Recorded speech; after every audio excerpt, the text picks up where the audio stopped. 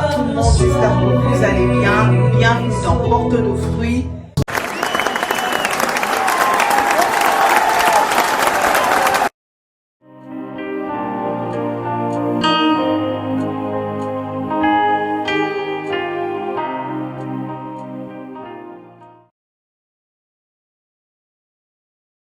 Bonjour pasteur, bonjour les hommes de Dieu, les serviteurs de Dieu. Nous sommes très heureux de vous recevoir encore cet après-midi ou ce soir, ça dépend de l'heure à laquelle les gens sont rentrés de nous capter. J'ai assisté au séminaire aujourd'hui, nous sommes Porte de fruits, la chaîne qui promet et qui valorise tout celui qui a quelque chose de bien à donner. Porte de fruits, c'est avoir des bons résultats. Porter de fruits, c'est être une source de bénédiction. Pasteur Gabriel, on vous a vu aujourd'hui prêcher. Pasteur, bienvenue. Vous nous avez invités aujourd'hui à venir assister à un séminaire qui s'intitule « C'est consacré à Dieu ». Pasteur Gabriel, c'est quoi? C'est consacré à Dieu. La consécration, c'est un mouvement qui, d'abord, comme on l'a dit par définition, qui est déclenché ou produit par le réveil. Le réveil vient par la parole que Dieu donne. Alors, c'est consacré à Dieu, c'est un mouvement qui nous installe dans le système divin pour opérer et réaliser la volonté de Dieu dans l'espace où nous sommes. Alors, nous ne pouvons pas marcher avec Dieu, servir Dieu avec efficacité et comme met le nom du ministère, porter de fruits s'il n'y a pas la consécration. Donc ça marche de pair avec la consécration. On ne peut pas. Le Seigneur parle dans le parabole dans le livre des Jean, il dit « Le sarment ne peut de lui-même porter de fruits s'il n'est pas attaché au cep. » Ce qui veut dire cet attachement-là, c'est un mouvement qui est produit par la parole de Dieu. Et l'attachement n'est que la consécration qui va permettre de produire des fruits du réveil et que ces fruits-là demeureront. J'ai l'impression que vous êtes aussi prophète. Bon, j'ai la sémence de la Pentecôte et nous avons un message prophétique. Et nous marchons avec l'étendard du flamme du réveil prophétique qui nous a été donné les jours de la Pentecôte quand le Saint-Esprit est venu. Et c'est là nous fait de prophète.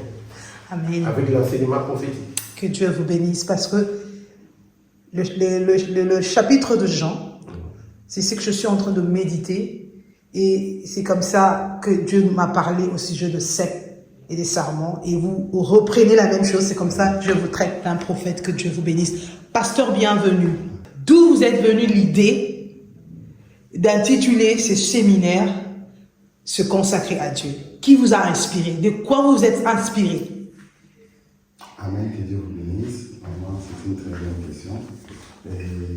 Ce thème vient, la source de l'inspiration, c'est le Seigneur et c'est à travers la consacration. Je me suis consacré à Dieu, à chercher Dieu, à consulter Dieu. Qu'est-ce que je vais donner à son peuple pour cette année 2024? Et pour chercher, pour avoir ce thème, je devais me consacrer à lui. Et je me suis consacré à chercher sa face. Et en cherchant sa face, Dieu me parle de ce thème, la consacration. Et nous devons partager durant toute cette année 2024. Et j'avais dit, wow Seigneur, pourquoi ce thème, c'est un peu dur, c'est difficile, c'est vaste, c'est compliqué parce qu'il y a beaucoup de la spiritualité dans ces thèmes. Et comme l'homme de Dieu a commencé à nous expliquer, vraiment, c'est l'esprit. Amen. En réalité, l'homme, c'est l'esprit. Amen. Donc Dieu veut parler avec l'esprit qui est en nous. Dieu veut communiquer avec celui qui l'a créé, la personne. Et... Amen.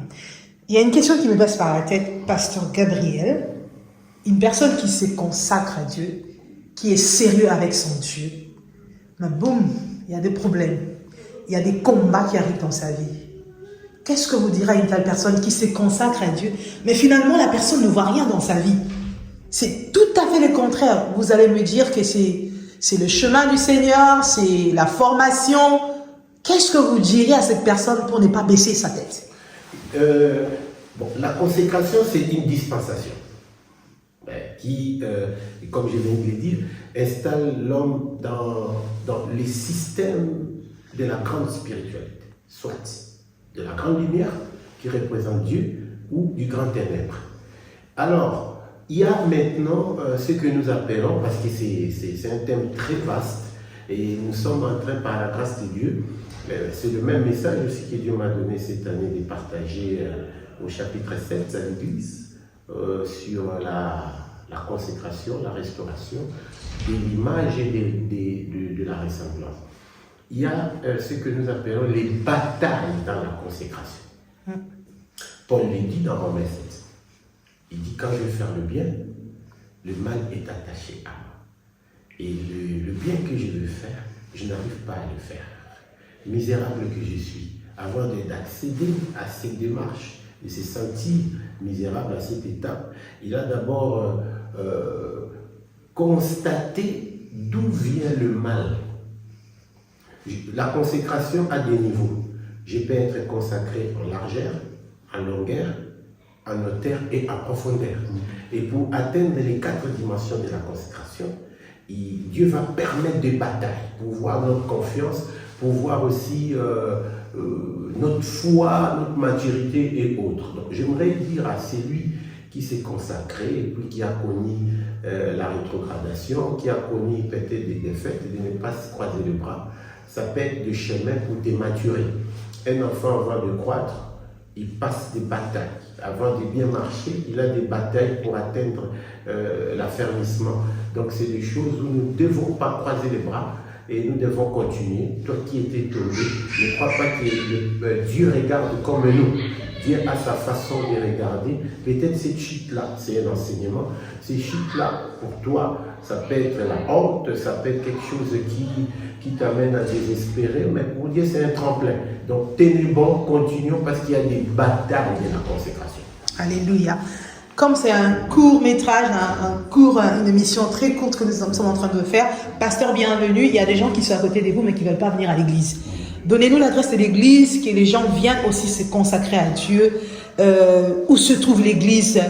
Mission évangélique, lumière de vie. Où est-ce que ça se trouve? Amen. L'église lumière de vie, ça se trouve, c'est la ville de Münster. Yeah. Dans la ville de Münster.